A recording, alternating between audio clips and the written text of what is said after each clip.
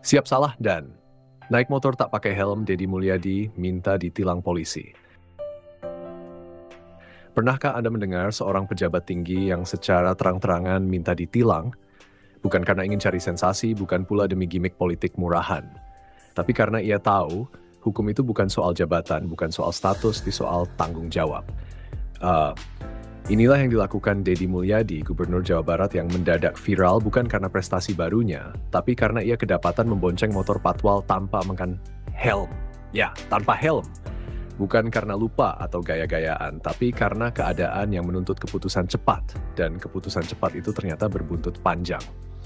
Kisah ini terjadi pada Rabu, 11 Juni 2025. Deddy hendak menghadiri peresmian kampus Bhinneka Tunggal Ika di Sentul, Bogor. Tapi apa daya, macet Jakarta tak pandang bulu, apalagi jabatan. Setelah 1 jam terjebak di jalan, Deddy memutuskan untuk turun dari mobil dan membonceng motor Dinas Perhubungan Kabupaten Bogor. Tanpa helm, karena motor patwal memang biasanya tak menyediakan helm cadangan. Lalu apa yang dilakukan Deddy setelah video itu viral? Bukan menyalahkan sopir, bukan cari alasan klise, justru sebaliknya, dengan jujur dan tegas ia meminta agar dirinya ditilang oleh polisi. Luar biasa. Dalam video yang ia unggah di media sosial keesokan harinya, Deddy menyatakan siap menerima sanksi. Ia sadar, aturan adalah aturan. Tak peduli Anda pejabat, artis, atau rakyat biasa, jika salah, ya harus ditindak. Dan di titik ini, izinkan kami berhenti sejenak.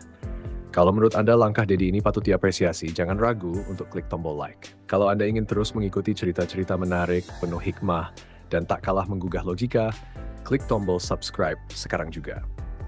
Karena siapa bilang politik itu selalu penuh tipu daya. Kadang, politik pun bisa jadi panggung kejujuran. Kembali ke Deddy. Tidak boleh lebih dulu presiden daripada saya, katanya sambil tersenyum. Sebuah kalimat sederhana tapi menyimpan makna besar. Tanggung jawab pejabat bukan hanya tampil di depan rakyat, tapi juga menghormati simbol negara. Ia harus tiba sebelum Presiden Prabowo Subianto datang. Maka tanpa pikir panjang ia naik motor. Namun keputusan itu menabrak aturan. Dan Deddy tahu, setiap pelanggaran punya konsekuensi. Saya mohon Kepala Satuan Lalu Lintas Polres Bogor untuk dilakukan penilangan terhadap motor yang membonceng saya tanpa helm karena itu sebuah pelanggaran, ucapnya lugas. Tindakan ini sebenarnya sederhana, tapi di negeri ini langkah seperti itu langka. Jarang ada pejabat yang mau mengakui kesalahan, apalagi secara terbuka dan meminta dihukum.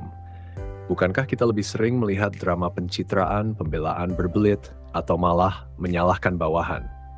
Tapi Deddy berbeda. Ia tidak sedang mencitrakan diri. Ia sedang menunjukkan bahwa pejabat pun manusia, bisa salah. Tapi yang membedakan adalah sikap saat kesalahan itu terjadi.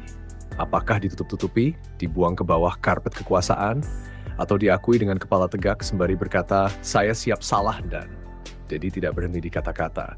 Ia menyatakan siap hadir di Pengadilan Negeri Bogor, siap membayar denda, siap menjalani proses hukum seperti warga negara lainnya.